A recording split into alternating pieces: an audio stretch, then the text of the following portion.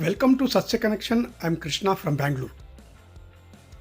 ಬೆಂಗಳೂರಿನ ಯಲಹಂಕದ ಅಟ್ಟೂರು ಗ್ರಾಮದಲ್ಲಿರುವ ಕಾಶಿ ವಿಶ್ವನಾಥ ದೇವಸ್ಥಾನದಲ್ಲಿ ಶಿವರಾತ್ರಿ ಪ್ರಯುಕ್ತ ವಿಶೇಷ ಪೂಜೆ ಹಾಗೂ ಮನರಂಜನೆ ಕಾರ್ಯಕ್ರಮವನ್ನು ದೇವಸ್ಥಾನದ ಆಡಳಿತ ಮಂಡಳಿಯವರು ಏರ್ಪಡಿಸಿದರು.